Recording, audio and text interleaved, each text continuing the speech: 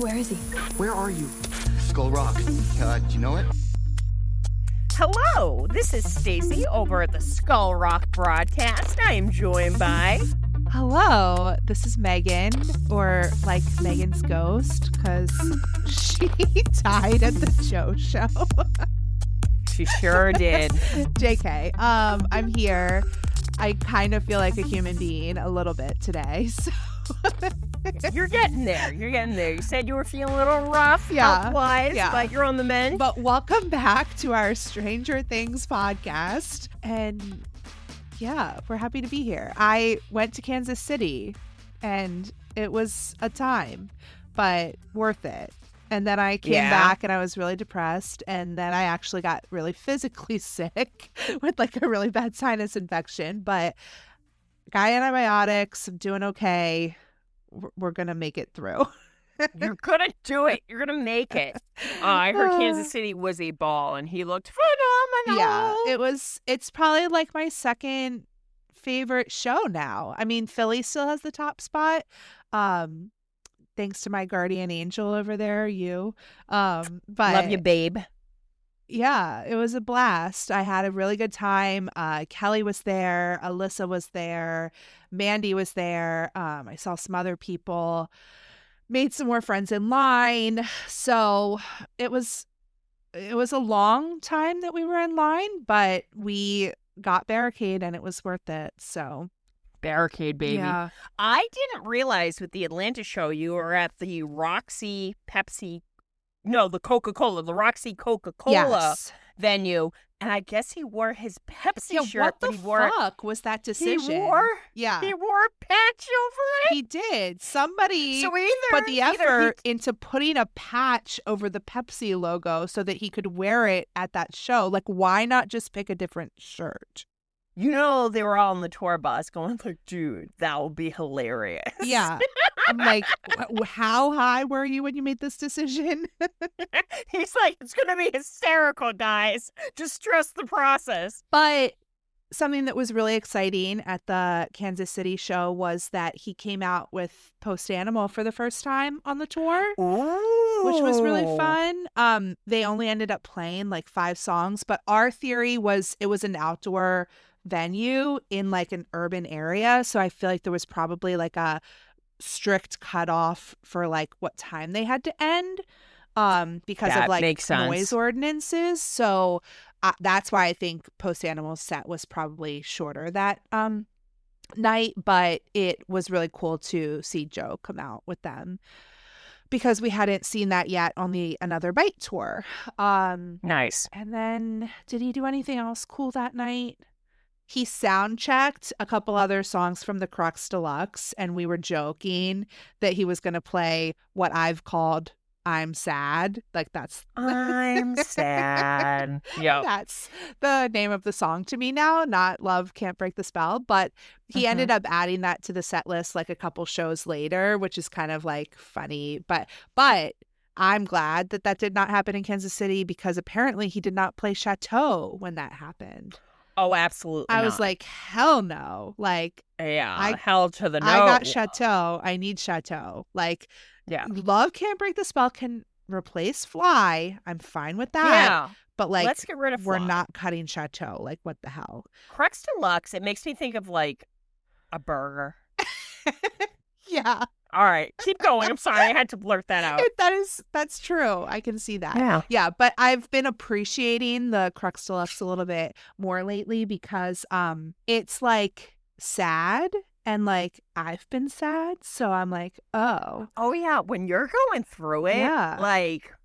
Oh, yeah. It hits. Like, you're like, it hits a little different. This is hitting. Yeah, no, I've been appreciating it a little bit more. I went up to New Hampshire this past weekend and I was listening to it and I was like, I mean, I'm not to speak for anybody, but like, this is brought to you by Lexapro. Yeah. Like, yeah. Whoa. Exactly. So if you're going through it, you're going through it, but definitely you can appreciate it more. Yeah, but it was a great time and the Joe tour for us is over at this point. So until they announce another leg, we know he's touring a little bit in the spring already because he has those festivals booked in like South America and stuff. So good for him, good for South America. But My wallet can use a break. Yeah. Mine too. Right now, it's like, hold your horses, you know? It'll be a nice little break financially, but we'll see what he's up to. And we know cold storage is probably coming out this winter, so they're exciting about that. But I got to tell you, all the merch, all the content, Yeah. everything, we are going to be having an epic next 42. When this airs, 39. Yeah. I'm It's bad like at math. a month. Like, we're coming up on a month. Like, crazy. 37. I'm bad at math. Crazy. Yeah. But we are getting through our season 4 rewatch, and it's emotional for me. And this whole thing, let me just like put this out here. I was talking to Abby the other day about this too, because she was like talking about how she doesn't even want to watch season 5, and I completely understand that. Like, I'm literally here on a Stranger Things podcast saying that I almost don't even want to watch it because I don't want it to be over. Before we started recording, I was telling Stacey I have some more concerts coming up, but like, I'm already sad about these fucking concerts because they're too close and then they're going to be over. And that's how I feel about Stranger Things season 5. Like, I don't want it to be over. I get it. I get it. Like, I'm so emotional. You know when about I'm going to it. get real depressed? New Year's Day when I finish the last episode. Like, immediately, we all know how Stacey's brain and most of our brains work. We're going to just start right back over that season. Yeah, and we're gonna have it. we're gonna have lots of fun talking about it. I'm looking forward to talking to you about it and just like, you know, having our group therapy for the podcast. But like, oh yeah, it's like when it gets close, I don't want it to be over. So I get like sad and stressed. So yeah, I think like I'm going to burst into tears no matter what happens. Either they will be happy tears or sad tears. And even though, yeah, we have the podcast, we've met all of you, there's a lot of cool stuff to look forward to until then and then after. It's just like, the show has been such a huge part of our lives for so long. Where the countdown is on, a lot of promotional stuff going on. I know Netflix is doing their rewatches.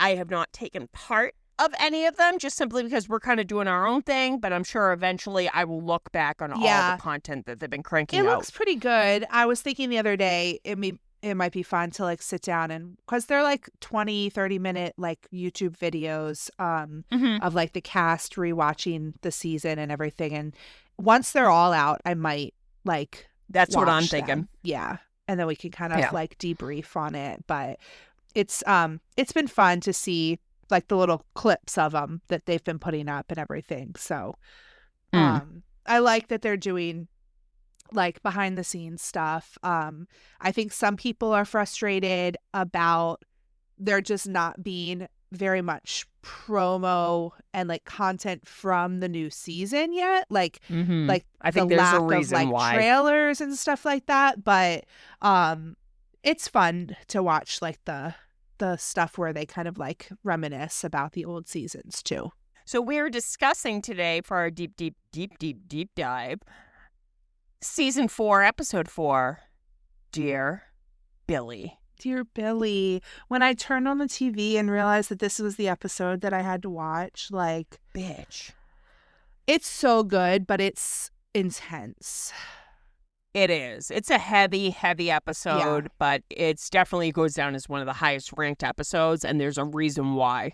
Yeah, I think it's a lot of people's favorite. It's definitely one of my favorite episodes ever of Stranger Things. So I'm super excited to talk about it with you. So let's get into it. Let's do it. We open in California, and the agents are kind of at the house explaining to Jonathan and Will and Mike about what's going on in Hawkins and what's going on with Elle and how they took her. And they're sort of like, well, how do we know that you're the good guys? And they say that we're friends of Owen's. And they give Mike a letter from Elle, which he takes upstairs to read. And she said, "Dear Mike, I have to become the superhero again," from Elle. L. Burn. Which, yeah, poor Elle. What an elegant way to flip off your boyfriend. Yeah. Just to be like, well, from. But then Nancy and Robin like pull up to Hawkins High, and Max is there, and we remember kind of like the last episode. We're sort of really just picking up right where we left off with the last episode, because the agents had showed up at the California house. So you see them kind of explaining. And then with the school, they were there, and Max was having her like vision, her Vecna thing. And so she's showing them the spot in the hallway where she was like, there was a clock here. And then the other guys are like, yeah, she was in a trance basically. And she explains to them that her symptoms match what was going on with Chrissy and with Fred.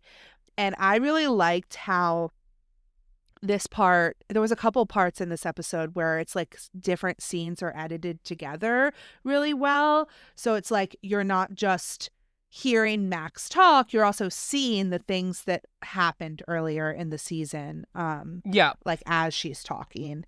And I thought that this was sort of like a really powerful line, because, and it really sets up the whole episode, because she says, looks like I'm gonna die tomorrow. And she's just kind of like very like, that sucks. Yeah. She's like, it is what it is kind of situation. Like, what do you say to that? I if I was the others, I'd be speechless. Yeah. I'd be like, I'm sorry. Like, yeah. So while she drops that freaking bomb on them, they hear a noise. And the knight in shining armor, a.k.a. Steve Harrington, he decides to grab a lamp from the office to use as a weapon. And he stands in front, and who ends up jumping out other than Mr. Sinclair? I love It's though. me. Yeah. But he as he's leaving the office with the lamp, he's like, stay here. And then he walks out, and then all of them like trail behind. They all follow. Like little And ducklings. Seriously, he's Mama Duck. And I love that he's like, Jesus, Sinclair could have taken you out with this thing. And Lucas is like me when I have to like power walk. He is like fighting for his life. And he basically like, he's like, what great acting. He's like, and then he explains, that Jason and basketball crew are trying to find Eddie, and that he basically led them, up to Hop's cabin, knew what they were going to do, and he was able to like lose them, and he ran all the way there, which I don't know the distance from Hop's cabin to the high school. I think he said he biked, but I don't know where he got a bike. Damn. Either biking or running. Because I think he said I God. biked 10 miles or I biked 8 miles or something like that. I might be wrong, but like... Could you imagine he ran 10 maybe there was like a bike straight? at the house, at Hop's cabin, or... No, he pulled what, have you ever seen The Goonies? Yeah, but it's like been a while and I don't really remember the details. There's a great scene. Oh, with I Josh know what you're talking Brolin. about. The little like kids The steals little the kid's kid's bike. And she's like, I want my bike, I want my bike. And Josh Brolin is on this tricycle and he has to pedal. So I'd like to imagine Maybe that's going to that happen in happened. season 5 also. You never know. But right away, Dustin's like, that's all fine and good, Lucas, almost like catch up. But we have bigger things on our hands. And I just love the look that he exchanges with Max, almost instantly knowing it has to do with her. Yeah. And then we cut to the credits.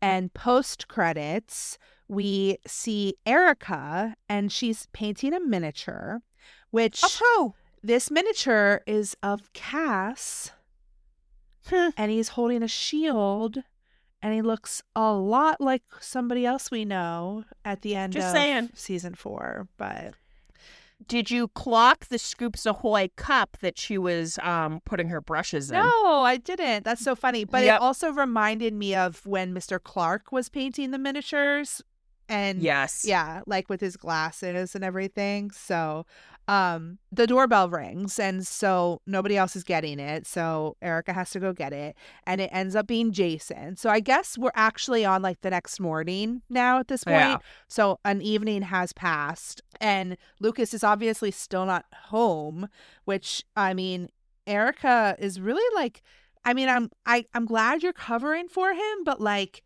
what if something was actually wrong with him, Erica, and your parents Yeah, don't like, are you guys know? keeping in touch, like, via Like, payphone? yeah, like, has she been in touch with Dustin? Like, does she know that Lucas is okay? Like, I don't know. I had a lot of questions about this. Yeah, right. You could tell we work for the school systems. We're like, this is kind of messed up. Yeah. But I like that first of all, Jason, you little prick. Yeah. First of all, him like stopping her from slamming the door, and then it's almost like he notices what he did. So he's like, oh, I'm sorry, like lays on the charm. I would have yelled for Mama Sinclair. But instead, Erica shows that she can handle herself. And she's just like, I've been covering for him if you happen to see him. And she rips him to verbally shreds, but I love that she like kind of breaks down what her brother's gonna have to owe her, and she goes, he's gonna have to owe me a goddamn Nintendo with Duck Hunt. Yeah. After telling him that each day costs $10 with a DPR, daily percentage rate, of 7.9%. I'm like, We can tell somebody used to be a math teacher. The fact that you paid attention to that, and all that stood out to me was Duck Hunt. Duck I'm Hunt. like, Duck Hunt. But also That was a great game. another favorite part of that scene was when he asks where Lucas is, and he says something about Dustin, and then he said that Lucas has taken a step down from Max, so like implying that Jason is like Lucas's lover, and then and then he's like, Dustin is probably with your cheater boyfriend. Dustin Henderson.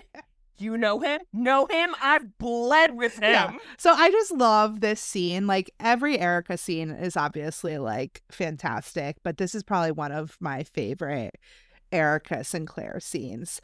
But then Jason gets back in the car and he's like, we've been tricked. Like, yeah, catch up, Jason. Like, Yeah. It's like, fuck how you. many hours has it been, you know? But then I do love this next scene in the Wheeler basement. They're looking at probably the Xerox copies of the Weekly Watcher. And, you know, Steve is just pacing around and he's like, this just isn't making any sense, you know? Like, and I could see to an outsider almost without learning the whole, you know, shakabab, like, you don't really know what's going on. So right away he's like, I don't get it. Just kills a bunch of people like in the 50s and then goes, oh, I'm good, and then leaves. And I love that right away, like, Dustin tries to give him a little bit of sass, and right away he gives it right back. Yeah. Lucas agrees with Steve. He's like, yeah, it doesn't make sense. But Dustin is like, oh, it totally makes sense, and starts like trying to explain it. But like, I'm on Steve's side. Like, it doesn't really make sense. Like, why would it just happen once and then go away for 50 years, like, or however long it's been? And I think this is the only time he kind of gets Dustin to kind of take a slice of humble pie. And I love the way he sits down and just like really sassily crosses his legs and just looks at him. Yeah. And that's when they notice that kind of like almost like, you know, beyond the stairs at a desk, Max is writing, and they're kind of like, they're obviously spying on her, and they're like, she didn't get to sleep at all last night. No, she's been up writing. Yeah. all Dustin night. asks, did she sleep? And Lucas says, would you? Like, if you literally know you're going to die the next day, would you sleep? Probably. I have low iron, guys. I need it.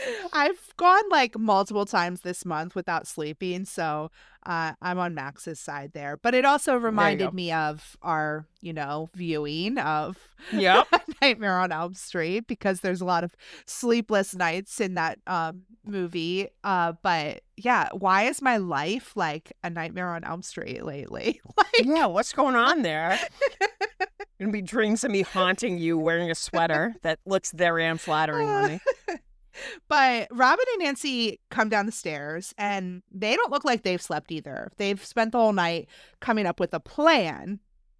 And actually, they like literally weren't even at the house. I think that they like No. went out, like they went to the newspaper club or whatever, and they made them this like resume.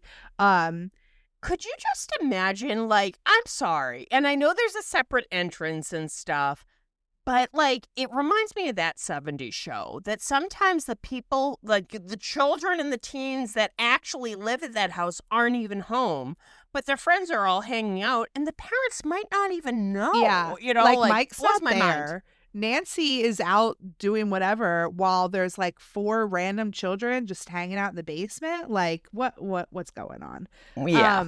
But so Nancy says she's going to be Ruth, and like there was this like shared glance with Steve and he's like, Ruth? And I was trying to figure out who they could have, like, where she got that name and whether like they had like some sort of like connection to that name, because it was like a random like interaction. No offense to anybody named Ruth, but it's kind of an old biddy name. Yeah. And also, I think of that episode in Friends when Ross and Rachel are trying to go through baby names, and then finally Ross is like, I like Ruth. And then they go, fine, we're going to have a little baby Ruth. And then they look at each other and they're like, oh no, we can't. Well, I like Googled like famous like characters named Ruth or whatever, and there wasn't really much, but like there was some like sex therapist called Ruth that was like real popular in the 80s. So I was like, Sex with Dr. Ruth. She had an accent. It was great. I was like, maybe Steve and Nancy were like fans of Dr. Ruth. Maybe they would, stay up and, take some notes. Not that Steve needed any. And they would watch Dr. Ruth. So there we go. that's our headcanon. Okay. But Robin is going to be Rose, and they're going to go to this Penhurst, and they're going to meet with the director and hopefully talk to Victor. That's their plan. And I love how Dustin's like, nice GPA. But who's upset about this plan? Well, right away, Steve looks and he goes, well, where's mine? And I love right away the look on Nancy's face, which I would have loved to know what his fake name would have been. And they go up to Nancy's bedroom. And he's almost in the middle of kind of throwing a pissy fit, being like, why am I always the one that has to stay behind? Why do I always have to babysit them? And I love that she's like, they're not babies. And she does prove a good point. She goes, somebody needs to keep an eye on Max, which, looking forward into this episode, thank Christ Steve actually was there. Yeah. And right away he's just like, I love that he goes, well, maybe this head dean guy, like maybe I can, give a little of my charm. And she goes, not that kind of charm. And he's like, ouch. But I love Robin's pure glee seeing her bedroom, Nancy Wheeler's bedroom. And what does she clock right off the bat? Immediately she clocks Nancy's Tom Cruise poster. You have a Tom Cruise poster. And I love how she goes, that's old. Yeah. Sure. And then she loves the jewelry box with the little ballerina inside, which I definitely had one of those. Like, sorry, Robin.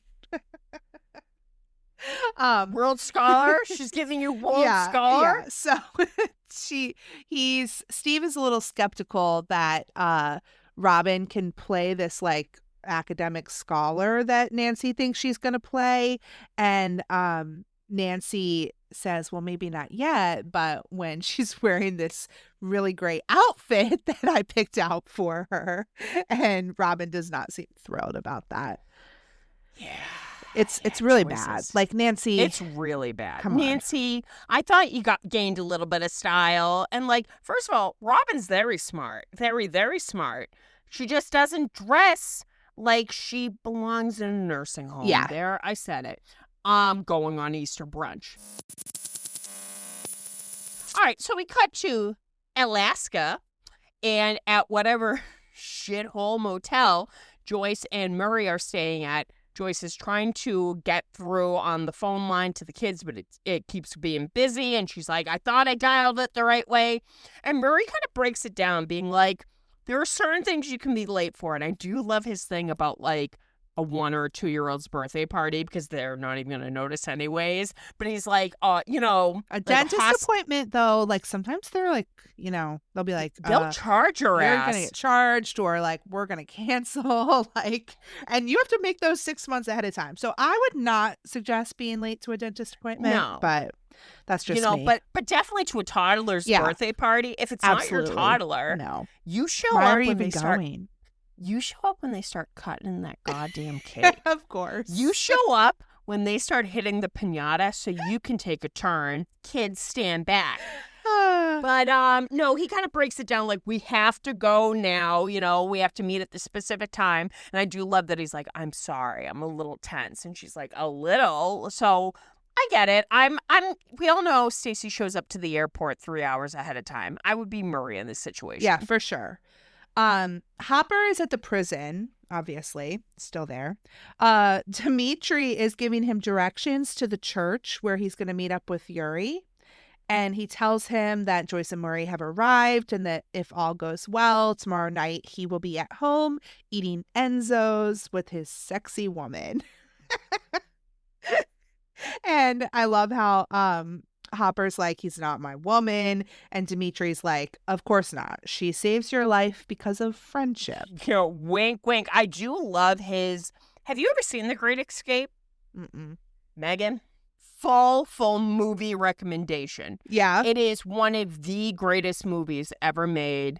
It was from the same director as The Magnificent Seven, not the piece of shit with Chris Pratt. That was a remake.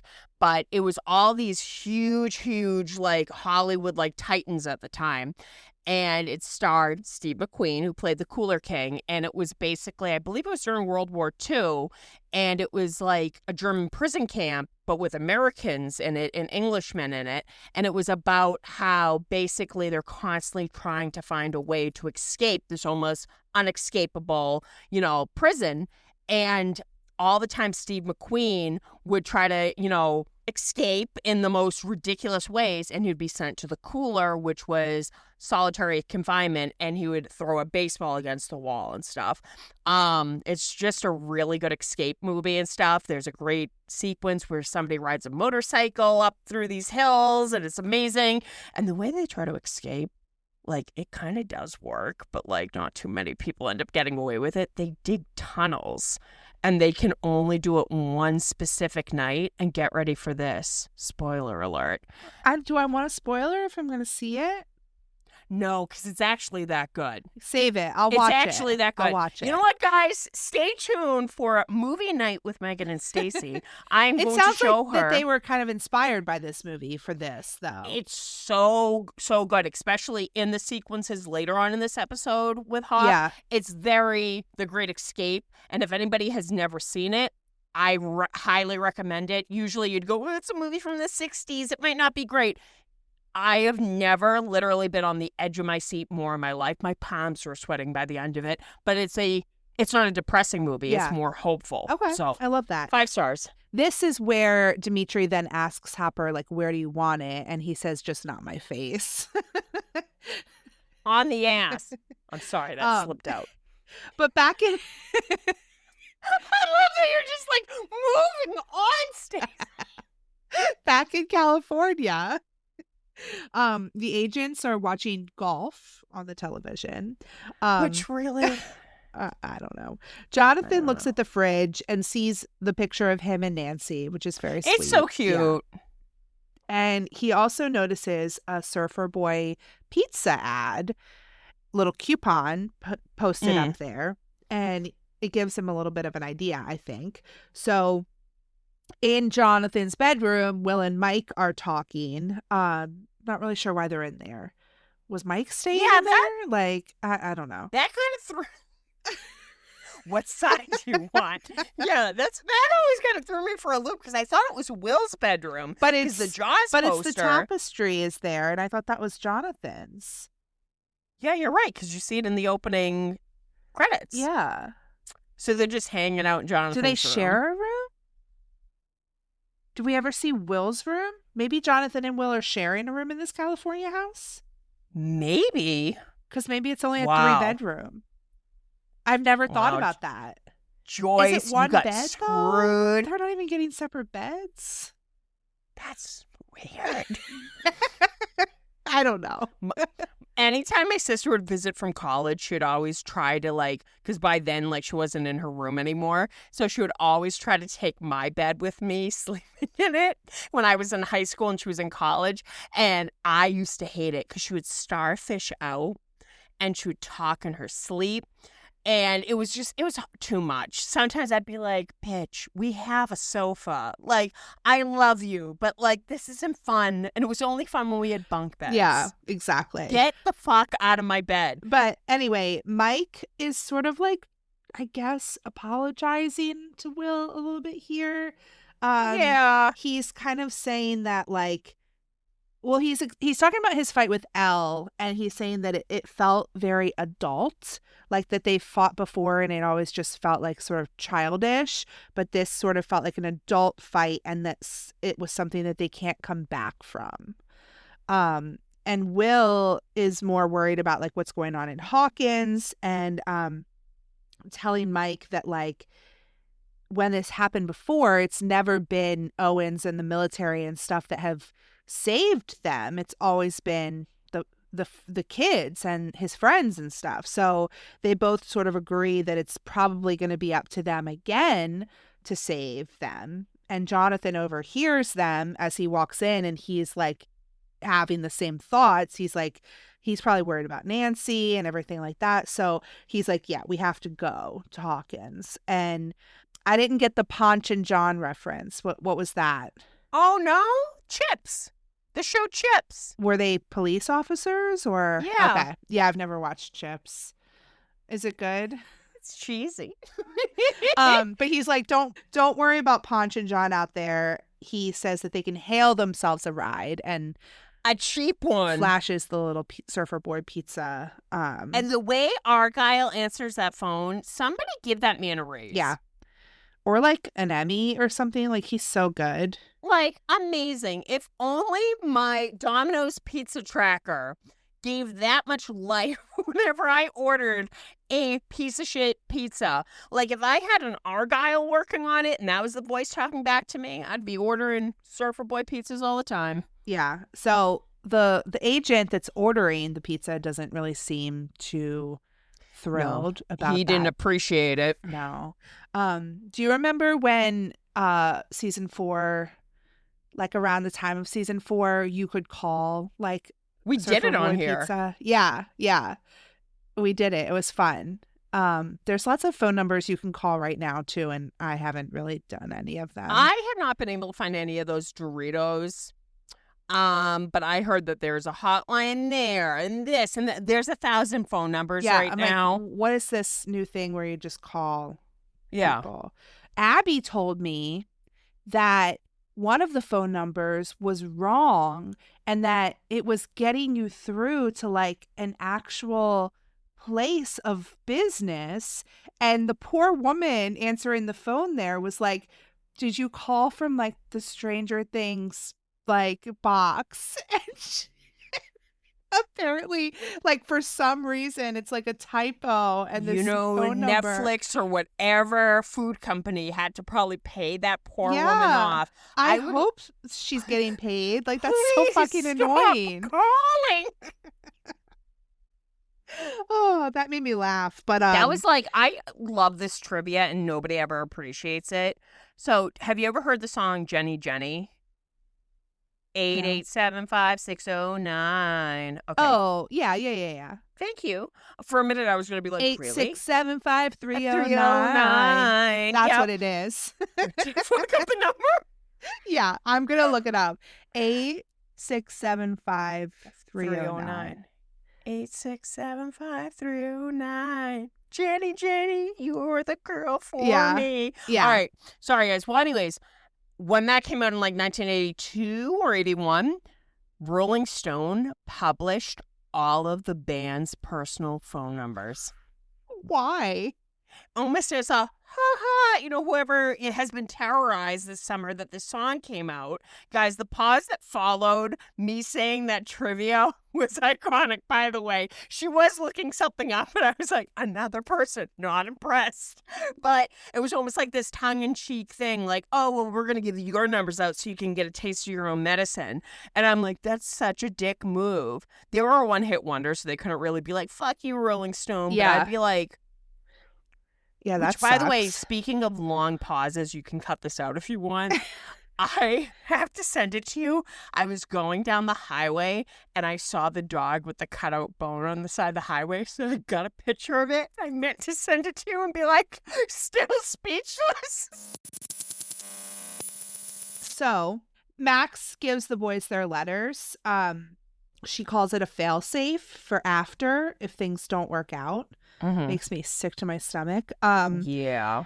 And Steve looks very flattered that he got one. Steve got a letter. And then she wants to go to East Hawkins. And she tells Steve that he has to take her or that she's going to prosecute him for kidnapping a minor.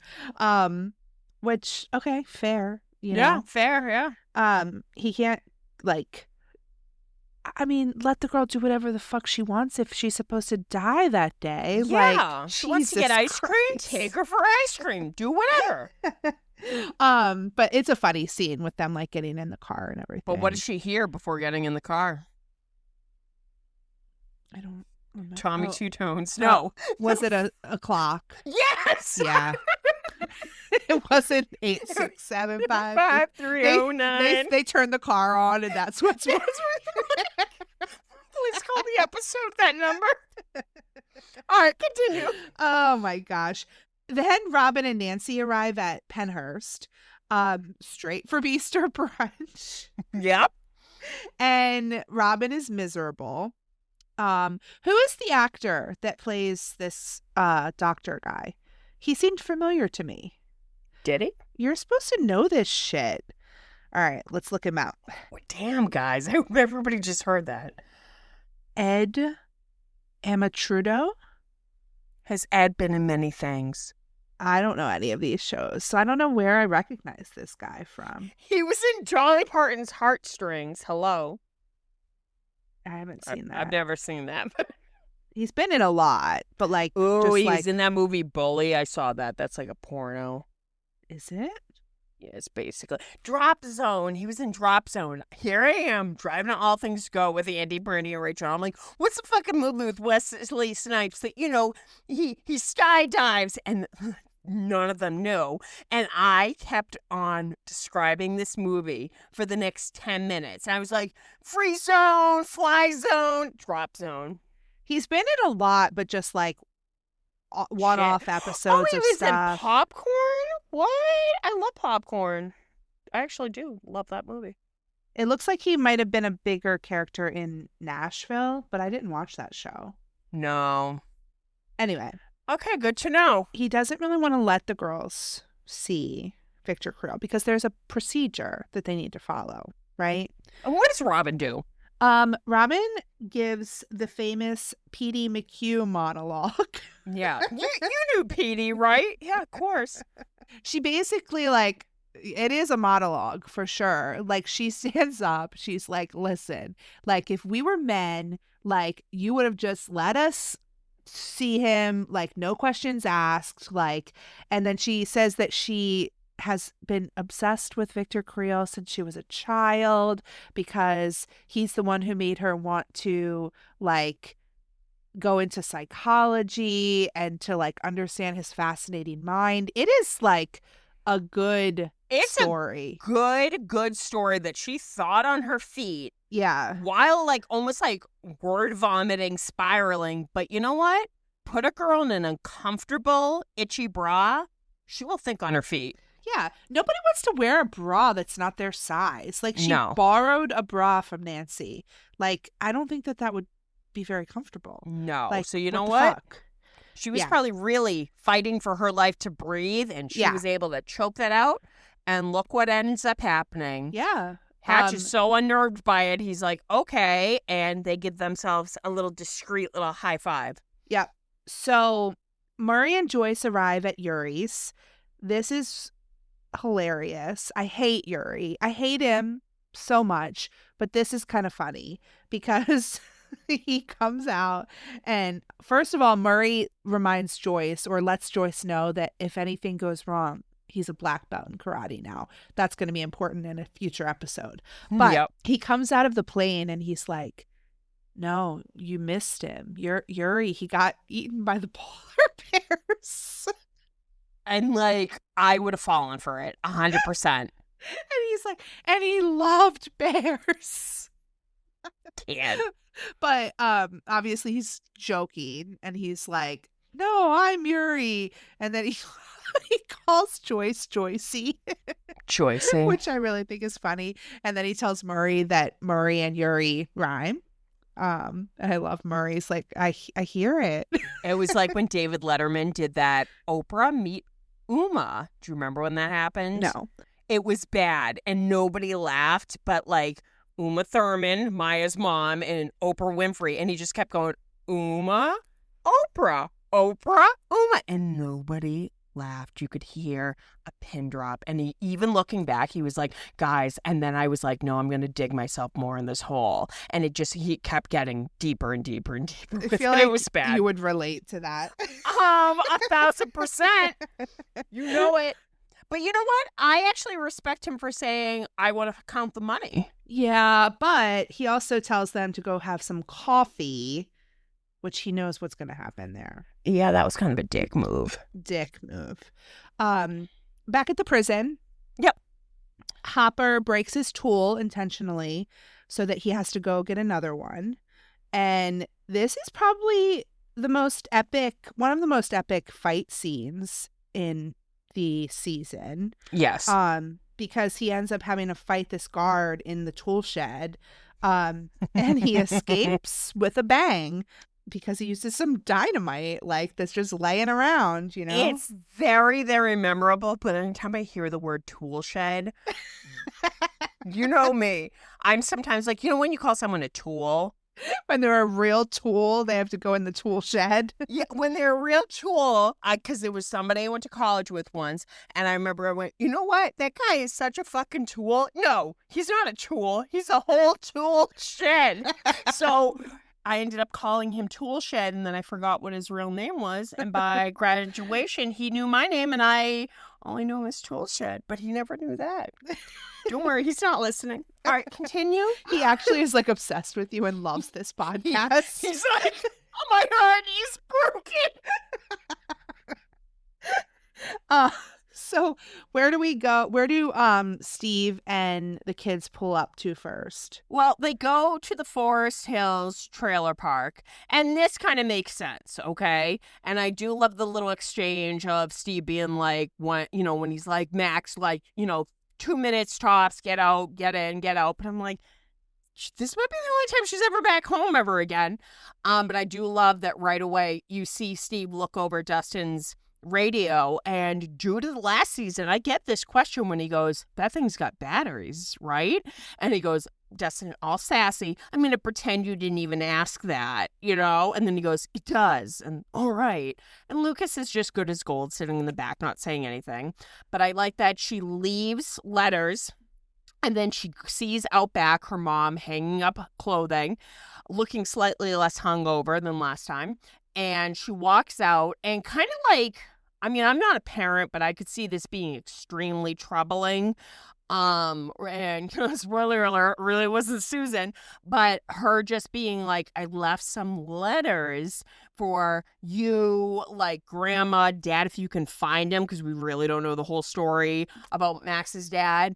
And, just these murders are making me nervous. And right away she's like, is everything okay, honey? Are you sure? And she's like, yeah, just in case, which, right away I feel like a real parent would have been like, pump the brakes. You're leaving letters. Like, what's going on? So they embrace and they hug. And who does Susan turn into? So it's actually Vecna, which... What a dick. I just don't understand why he allowed her to have, like, that sweet moment of, like, talking to her mom before making it into like a nightmare. Because he's Like- a sick fuck. Yeah, it's gross, and it fucks with your head because it's like she's outside, so like did she just like in the vision like sleepwalk outside? Like Yeah, was she just staring out the window? What yeah, happened? Yeah, because when she comes back to the car, she comes back around the trailer as if she was outside. Yeah. So, but and then the laundry's still there. It's really weird. And you know what's gross too? When the vision changes, first of all, the lighting is fantastic, and it sounds very Nightmare on Elm Street as yeah, the sheets are stained with blood. that's fucked up. If I made up that detail, everyone, somebody please correct me, but I could have sworn the sheets are all stained with blood. I wouldn't put it past Vecna Vecna's a and fuck. this show. But yeah, it's very Nightmare on Elm Street for sure. Now that I've seen it. Back at the hospital at Penhurst, they see some patients out like enjoying the gardens, and I love how they're like, well, can't they just leave? And he's like, yeah, but like they want to be here.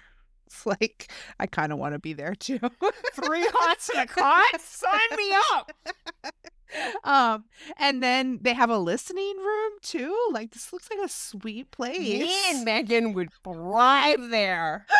Like just send me to Penhurst, please. Megan's got her hotel Miram like vinyl. I got my Joe vinyls. We're like, can we just sit down and like chill and just gab? Mira. Oh, sorry. Whoops. He did like it when you called it Hotel Miranda, though. Charlie appreciated that joke. He's a yeah. Miranda girly. I knew it. Anybody listening who remembers Stacy's joke, Charlie saw it, enjoyed it, reposted it. So People who appreciate Stacy humor, they're good in my I book. know. That's how I like judge how if I'm gonna like a person is whether or not they would appreciate your humor. See? Boom. They passed the test. I'm like, this person would get along with Stacy. I want to be their friend. So anyway, when they're getting ready to talk to Victor, Robin fucks up a little bit. Yeah. So they ask him to talk to him alone, and Robin screws up and she says Bradley instead of Brantley when she's talking about like their professor back at Which- school. And I get that. Like, that's enough to, like, put the antennas up, but it was like, they're so similar. Like, I could see Yeah. if she was like, Professor Garfield or something like that. Like, Yeah, but I don't know. It got Hatch a little suspicious Yeah. because he lets them go, but he's like, "Yeah, I need to go check on something." She got cocky. Yeah. Yeah. And But- this scene was very Silence of the Lambs-esque. Was it? I've never seen that. Oh, bitch, another movie night. Toot, toot. No, that one sounds real scary. Oh, yeah, you'll shit your pants. It's great. Clarice or whatever. Yeah, you got it. They go in. The guard is all like, "Don't touch him. Don't get close to the bars or whatever." Don't Um, worry. It's like, I don't want to, thanks. But Victor's like, Hatch knows I don't talk to reporters. That was such a good Robert Englund accent. Is he here with us? Oh my god! Shut the fuck up. But I just love how everybody thinks Nancy is a fucking reporter. Like, she probably loves that. Like, Yep. oh, I got mistaken for a reporter again. Again! Yeah. But they're like, we're not reporters. They introduce themselves. They tell him that they believe him and that they need his help, that whatever killed his family is back. Do. And we cut to Pass the Duchy. You know, sometimes, and he is just driving and just feeling it. I just love that transition because it's so absurd. Like, you go from this like dark mental hospital, like creepy vibe to like California Oh yeah, because isn't pizza van. Because isn't the like- big reveal is like Victor's like gouged out, sewed up eyes, and then it goes straight to Past the Duchy. Yeah. You would have to hand him that duchy because He he can't wouldn't see see it. coming. To like get his hand and put it right in there. Feel the blunt. Okay. Name the Oh, episode that Jesus. Feel the This Blood. is this is also what happens when we record in the evening, guys. Yeah, we should have done it. So It's he's always a great time. It's always a great time. We got some gold. We got your Robert England accent. You're not gonna let me live that down. I hate you so much. So what happens in California? Well, this is actually a really cool scene. So Argyle's driving, then we cut to the house, and Mike is talking to Will. This is the part I was wrong before when I said Mike was sort of apologizing. This is the part, because they're sort of continuing their conversation. And he says that Max, Lucas, and Dustin are great, but that Hawkins isn't the same without him. That it's like he lost him, and that he doesn't know what will happen next, but that they should work together as a team, friends, best friends. But it's a sweet, tender little moment between Mike and Will. They hear a car pull up and they think it's the pizza because, the pizza's supposed to be there.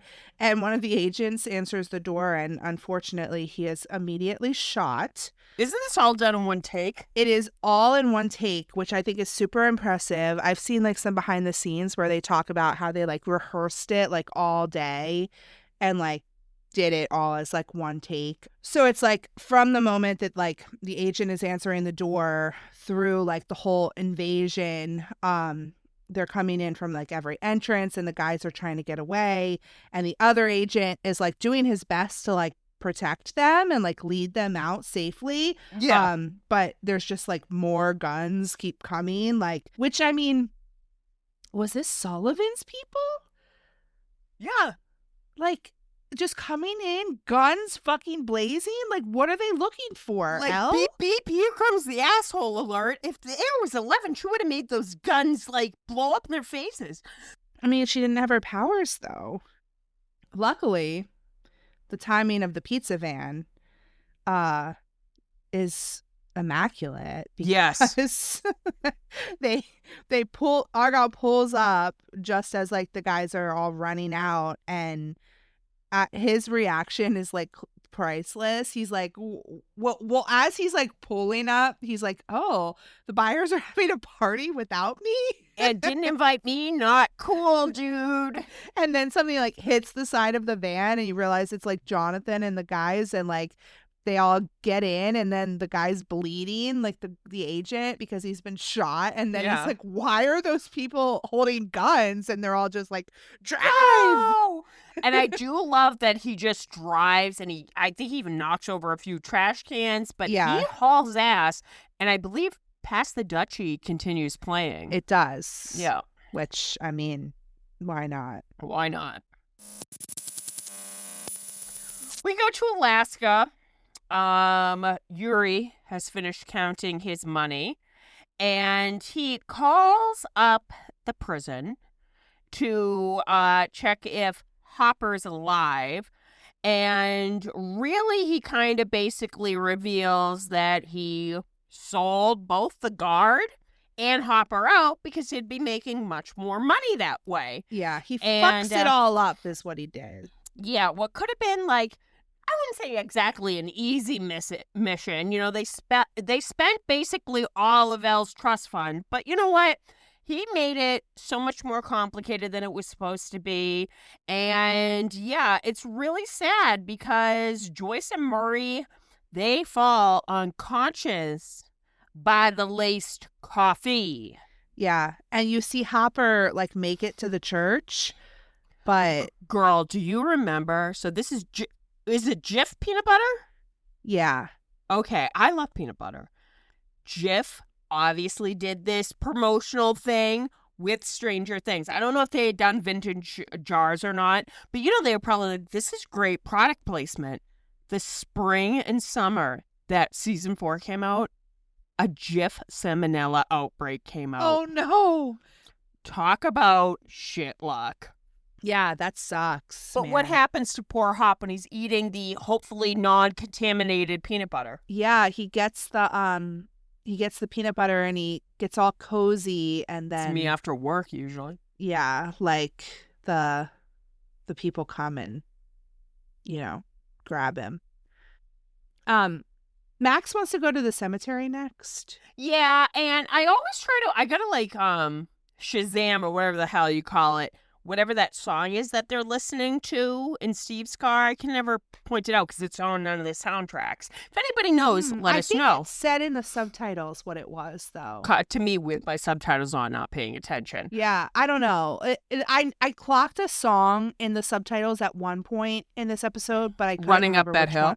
No, it wasn't that one. It was like a song that I didn't know, and I was like, I've never heard this song before. I'm gonna have to look again. Yeah. But as they're driving, I do love how concerned they all look and nervous they are.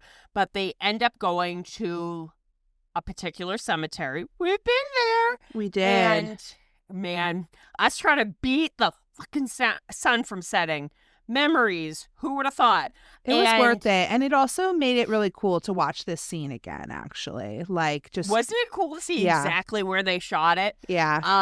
And it was really cool because when we first entered the cemetery, we went up on the road where Steve actually does. And what ends up happening is she gets out of the car and she's like, I just give me like 5 minutes and stuff. And we kind of put two and two together where she's going. And Lucas stops her. And what does Lucas say? He wants her to know that she can talk to him, that he's here for her. And she kind of just like, says, just wait in the car, like brushes him off. But like, he's really trying to sort of connect with her there, which, I mean, he has been like since the beginning of the season too. So then we're back at Penhurst, and the girls are explaining to Victor about like how the attacks are happening, and they're calling it a waking nightmare. Oh, shit. And we kind of get to learn what happened to Mr. Creel in 1959 and how his wife had inherited a small fortune from her dead uncle. Nice uncle. And basically they bought their dream home and they moved in with their son Henry and their young daughter Alice, but only a few months went by before strange occurrences started happening. Yeah, dead animals, and then they started having what he called encounters. But I do know, I mean, the first Shadow was good, but it was like some of the parts I just like didn't get. Like, I feel like I either need to like watch it again or just like read a summary or something like that, because I was trying to think back to the details of the play when I was watching these scenes, because it really like connects to this. Okay. But I do remember really noticing that the daughter's name is Alice, and she sort of says it's like a fairy tale, and we know like the whole Alice in Wonderland type connections here. We've talked about that since the very beginning of our podcast. But then also with Henry, he says he calls Henry his boy, not his son, which I always thought was interesting. But he says that he realized that all evil must have a home. And basically he says that there was this evil living in this home, and that Henry could tell that something was wrong. So then he kind of talks about like what happened when the night that his wife and daughter were killed, and the son eventually died. Yeah, so he said kind of like the evil sort of attacked, and he talks about the radio being on, and then he ended up, so my sort of take was the wife went first, right? And then he tried to get the kids out. He was trying to get the kids out, but he was already in a vision at that point because he couldn't open the door. Like, so he was already in a trance. Or was somebody holding it closed? I think he was already in the trance, because then he ends up in his vision of the war where he actually ended up like bombing a civilian home. Like whoops. Yeah. Because like you see a cradle on fire, it is horrific. Yeah. And that was his fault. Like he ordered the shelling, like that's what he was saying. So that was like he had this PTSD from this experience and trauma in the war. And the Vecna or whatever was using this PTSD So he's already sort of in that vision. So what happens like with the kids, you don't really know No. because he doesn't remember that part. So there's a little bit more about this scene in the play. It's like actually like this scene is like how the play ends also. Good to know. Because right away I was about to argue with you being like, no, I think this happened. And then I went, she's seen the play. Yeah, but it's still a little confusing on my end. And I still think it leaves room for Alice not really being dead. Because her eyes were fucking sucked out of her head, girl. I don't know. We'll see. He could have still been in his vision. Okay. Find me a screenshot of that because I don't believe that we ever see that happen. Oh, I'll find you a screenshot. Find me I'll it. find one. And so as he explains that he was saved, though, he kind of like snapped out of his vision from the voice of an angel. And we hear Ella Fitzgerald's Dream a Little Dream, the song playing on the radio.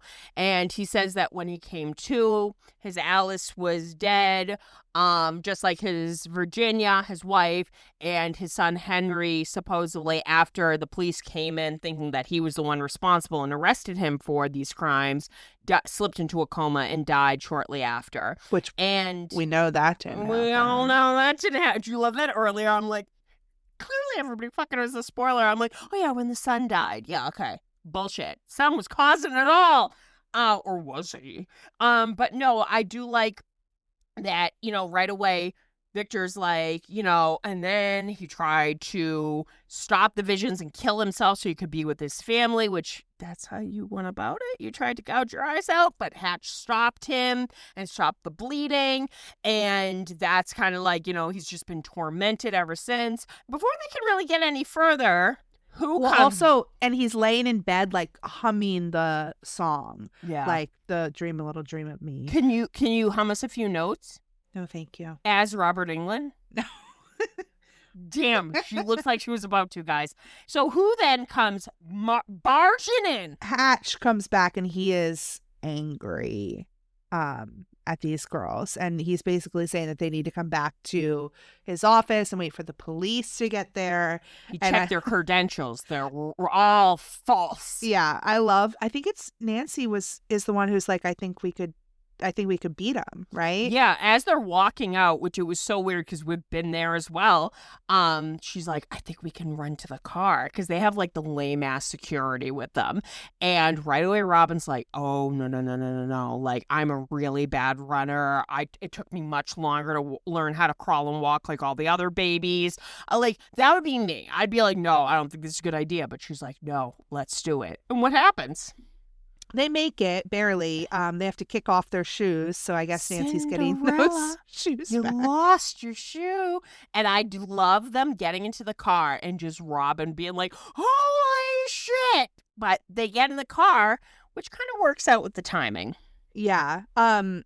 So Max is at the cemetery and she reads her letter to Billy. So basically the letter says that she hates that she can't tell anyone that he is the one that saved her, that saved Elle, that he sort of had this redemption in the end. Yep. And she says she imagines being able to save him and just being able to start over and to have like a real sibling relationship, even though she knows that that's not realistic, that they basically hated each other, but she just wants to basically say that she's sorry.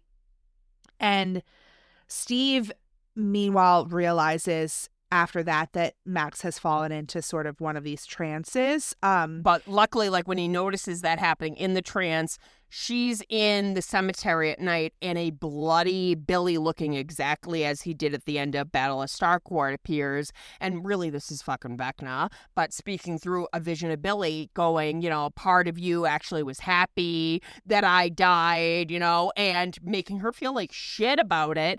And she ends up almost like that illusion kind of breaks a little bit because she falls backwards off one of the raised, platforms of the graveyard. And she sees Vecna in his true form and she goes running to hide. And we keep cutting back and forth.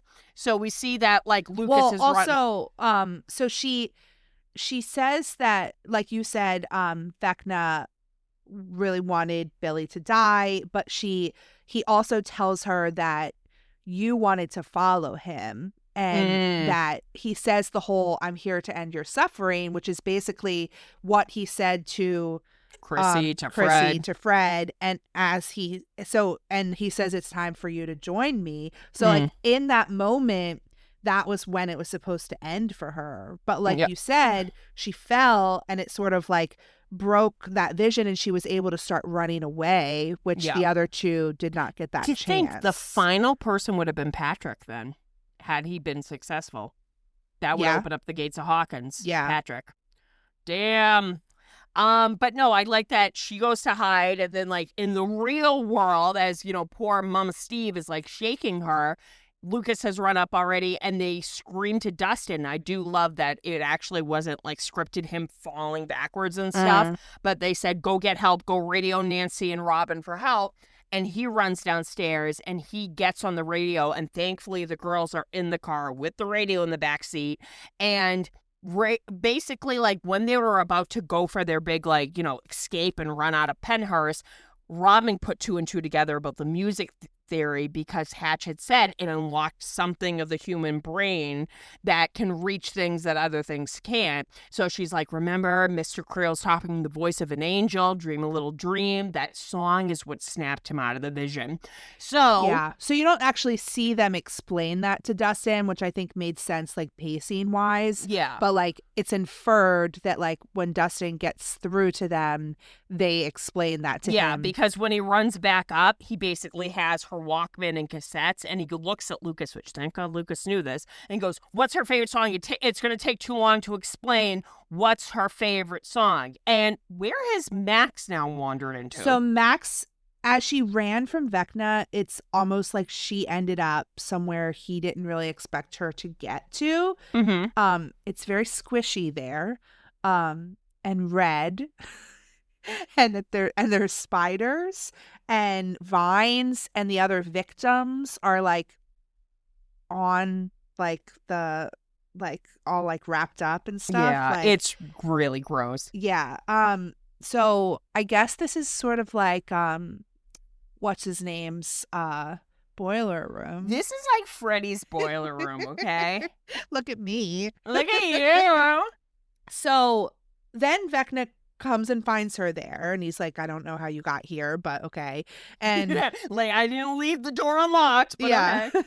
And so then he's like, all right, time for you to join them. And he kind of gets her, but then as they put the music on her, it's sort of like this like portal opens up, and she's able to see her friends like calling for her, and she can see them and hear them.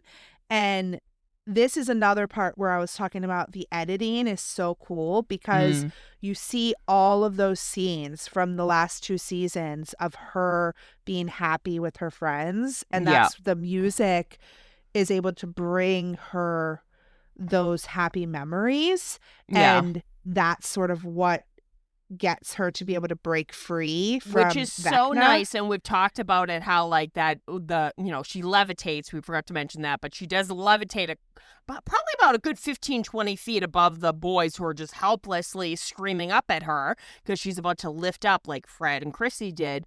But all of her light memories from the previous seasons, I really love that the moment that kind of like snaps her out of it to grab that like vine off of Vecna's neck was her high-fiving with Elle. Yeah. I'm like, the power of friendship. Because, I mean, you see some Lucas moments and their sweet little kiss, but like the moments of her just having fun with Elle are just as much. Yep. And there's also like Halloween with Dustin and like so the final moment being that high five with Elle, I think it was really powerful. And I think we've talked about this before, that we really hope that this friendship between Max and Elle is like a core part of season 5, because I think that they've set it up for that friendship to be like more important than like relationships Absolutely. that the two girls have with the boys. And Also, we've talked about this, and we talked about it on one of our bonus episodes one time with Candace, just like how this is sort of symbolic to like the power of music with like mental health and depression and everything like that. Depression, survivor's guilt, suicide, a lot of it, grief even, music, we always say is magic, but music, friendship, having those connections that will keep people grounded. So Yeah. this is a very heavy emotional episode that I think spoke volumes on mental health. Yeah, absolutely. It's deep. And it's very powerful emotionally because she starts to run and he's attacking her. He's sending down these like pieces of debris and she just keeps running and you cut to black for a second and then there's like a gasp and she like wakes up and falls. How does she not break her legs? And it looks real bad because they don't really break her fall. Like No. she comes down on her They're legs. just like, oh shit.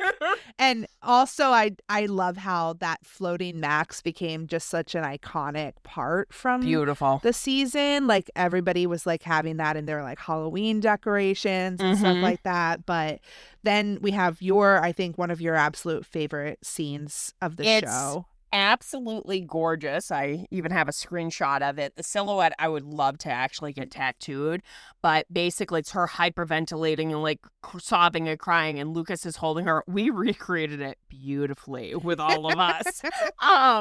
And we see Dustin and Steve kind of like kneeling and squatting, like hovering, all concerned. And Lucas goes, "We thought we lost you." And she looks so shaken, but she goes, "I'm still here. I'm still here." And then to the instrumental version on a piano of Running Up That Hill, we see the silhouette of all the friends kind of embracing and hugging as the sun goes down. And it is probably the most gorgeous shot in the entire series. Yeah, it's beautiful. Chills. It's just, yeah. And I remember watching this for the very first time. I feel like I've probably said this on the podcast before, but I was not alone because that song ended up like blowing up that year. But I remember like immediately after that episode, like looking up that song because I was like, gorgeous. I knew I had heard it before, which I Yeah. had. I definitely heard like the Placebo cover and stuff like that. But like Showing your real millennial self now. yeah, I was like, oh, I heard this in Vampire Diaries because it's in like the pilot. The Placebo cover is in the pilot of the Vampire Diaries, which is crazy.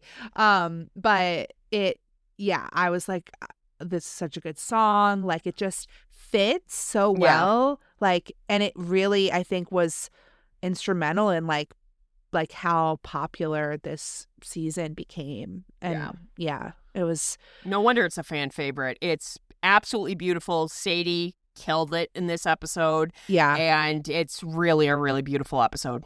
And you get so much lore, like with Victor Creel, and you get just those funny moments that we always get in Stranger Things. Plus, we see Dacre again, which they shot that during the pandemic via green screen. Sadie and him were on different continents when they did it, but I just find it so like seamless, like how they went about it. So it was really, really great. Because it's nice because I feel like it is a vision, so it doesn't have to look like super realistic, like he's actually there, but like it looked realistic enough. Like great. yeah, it was very impressive. This was like, and that one shot with like the fight scene with the gunfight, and like also the fight scene at the camp with like the big explosion that was pretty epic. Like amazing. Just so many really cool moments in this episode. So all-time fave for sure. Let's talk merch. I don't have much to contribute to this merch conversation, but I did buy the Another Bite crew neck when I was at my show in Kansas City. I was so proud of myself because there was a really long line for merch after the show, but you stuck it through. I did it, and I really kind of needed it because I didn't bring a sweatshirt because I was like, oh, I'm going to buy one, so I don't need to bring one. And it was Freezing kind your of ass chilly. off. Yeah, Yep. I did not mention this when we were talking about the show, but like it was the most comfortable temperature-wise show that I've been to because it was outside and it was kind of cool. Yeah. So like I was not hot the whole time at the show, which was crazy. Like I was actually a little chilly, like wild, right? At ours, though, I was sweating like a whore in church. I was Yeah. like, I'm sorry, I'm sweating so bad on you. It's Yeah. swamp. So that was one kind of nice thing about that show. And it was cool to see Joe outside, but like still like up at the barricade, like not like the festival where we were like out at the lawn. But yeah, with our like binoculars basically. Yeah, so I got that. So that was pretty exciting. But Nice. I know the only snack that I've had so far, I can't remember if I told you I got the Chips Ahoy cookies. I just finished them. I've been working on them for a few weeks, but I mean, Chips Ahoy cookies are always good. Like They're- not now, I didn't did get you get the OG crazy ones? I got Yeah. like the regular Chips Ahoy. I gotta That's be just like the honest. classic, like old school type packaging. So I prefer those because Yeah. maybe I just don't like raspberry, but like I've had the cookies. I never meh. like the chewy Chips Ahoy cookies. No, give I me like the the ones you crunchy gotta ones. Yeah, dunk in some milk. yeah. exactly. That's how I've been eating them. Girl after my own heart. So good. But Target has this huge affiliation with Stranger Things. We actually recently got a brand new Target commercial with no other than Ted Wheeler. It is incredible. I don't think I've seen it yet. You have to send it to me. As soon as I saw it, I went, of course. So I don't know. Maybe Target will be featured. Who knows? But Target and When Walmart. did Target like become? Target's always been kind of affiliated with Stranger Things, at least But, like, since the beginning. When did Target open? Early 80s, late 70s. Google that. Let's fact check it. Doing it. It opened as a department store in 1902.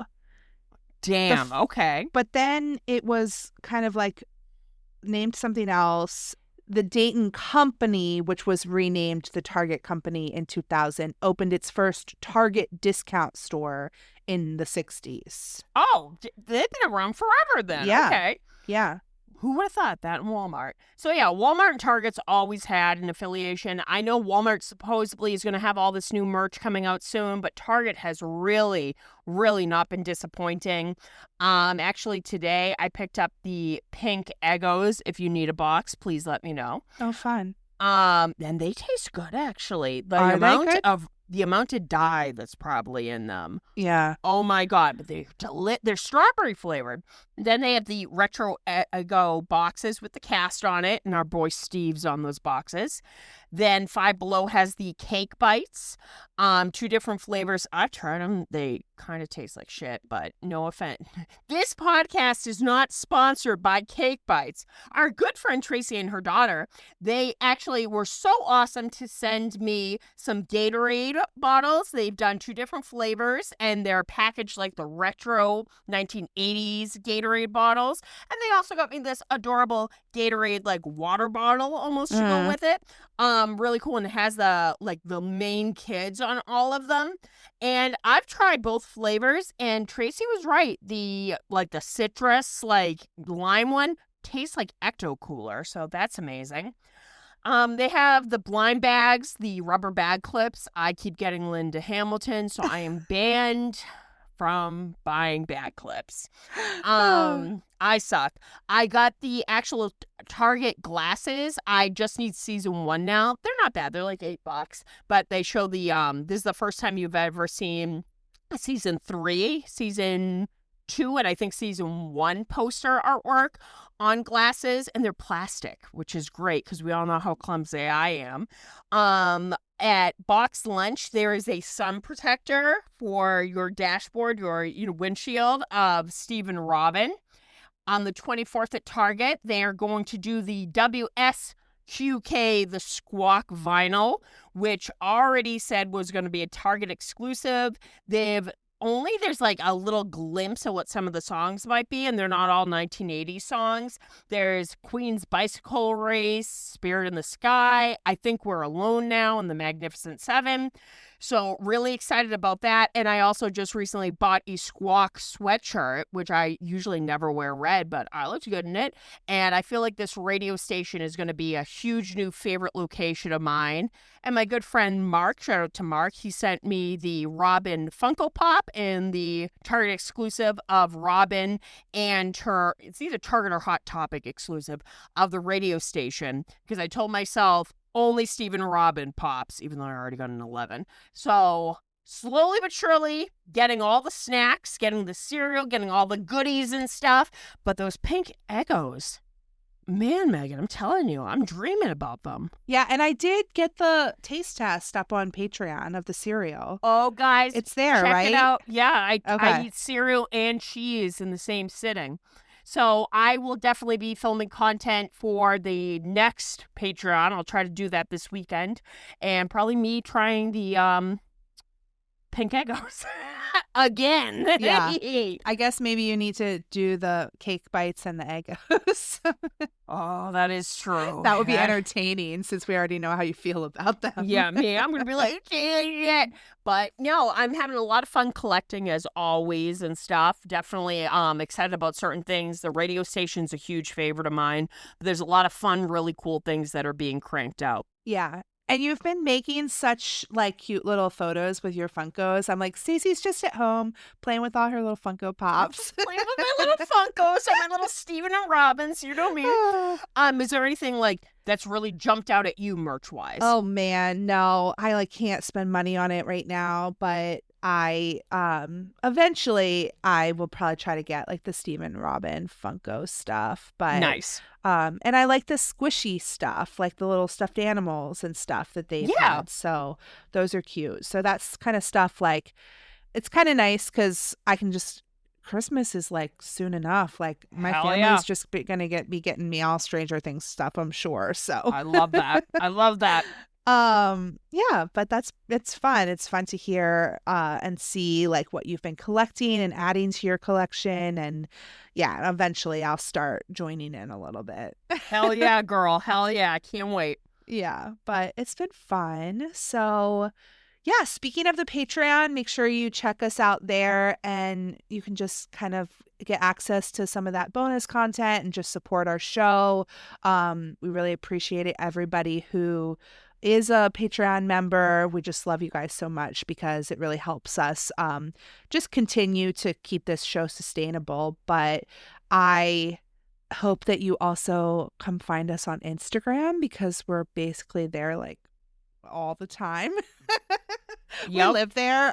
We do. That's our home address. Yep. But Stacey is at Stay Still Reviews, and like I said, she's been posting lots of fun Funko stuff lately and all about her things that she's adding to her collection. The podcast Instagram is at Skull Rock Broadcast, and I'm at Steady Stories. I have been posting mostly Joe content lately, like videos from all the concerts that I've been going to. I also had a lot of edits to Hotel Mira songs happening for a while there, which was fun. But yeah, we're always having fun on Instagram and just kind of sharing the things that make us happy, and we enjoy talking to all of you there too. Absolutely. So, yeah, come hang out. Keep listening. I hope you're enjoying the season 4 deep dive. And until next time, Over and out. over and out.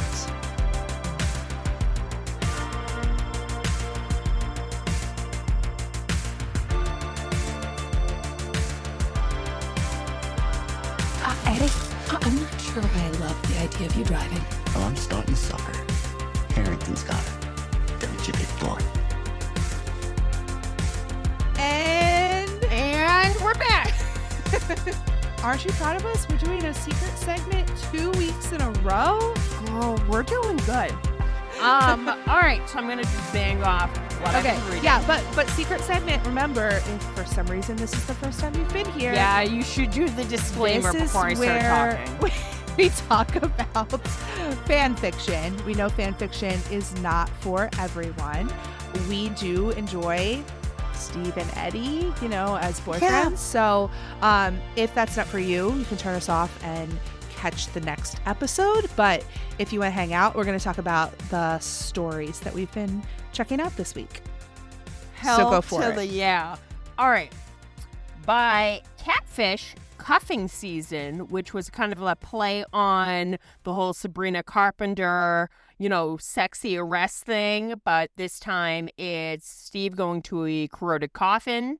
It's a one-shot. Very cute. Aw, I love that.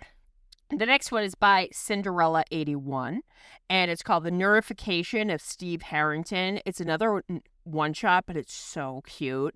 It's how, like, a few years after season 4, everybody lives, and Steve, gets his hair dyed darker and cut shorter, and then he gets glasses, and he has his hearing aids, and then he starts working at a library, and then you find out that he's helping kids out with D&D because of all the stuff that he's heard, Eddie and Dustin talk about. And Eddie's like, be still my heart. Steve is a nerd, and I didn't even know it. I'm hard. And then the most recent one that I've been reading, due to the fan art that came with it, and I was like, literally, I went, oh my God. It's called We Hear the Engines Cry by Oat Milk and Fangs. And it's basically about how Steve tries to teach Robin how to drive. She crashes the Beamer, whoops. And he's like, I'll take the blame for it because, your parents will never let you see me again if not.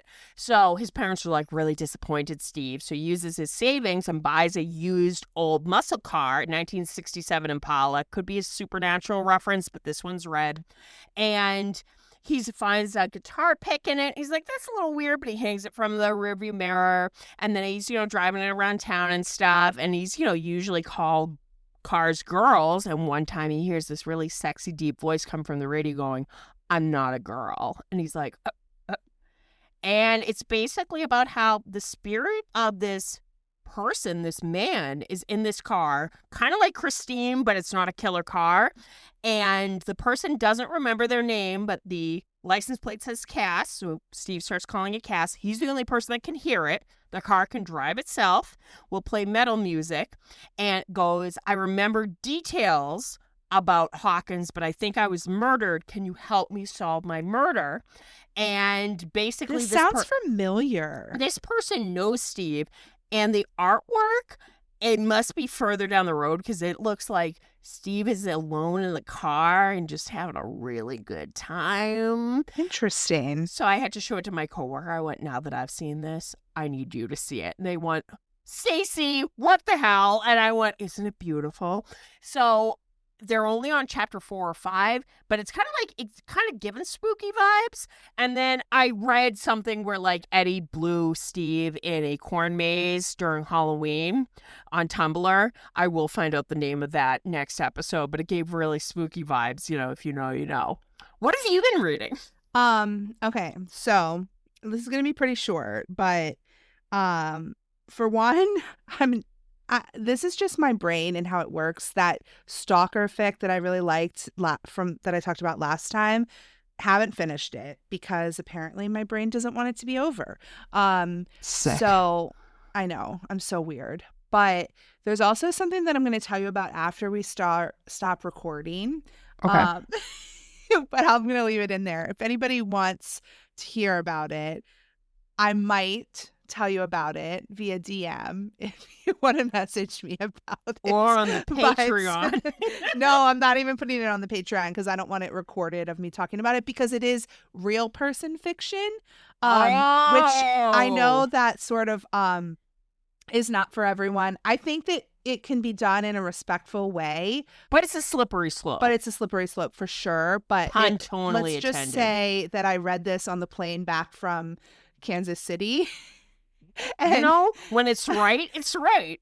Kelly and I did not sit together on the plane, but then I got to tell her about it as we were driving back to my house from the airport. And it was really hilarious, me telling her about it. So then I also have been reading this fic, and I'm just going to tell you what it's about.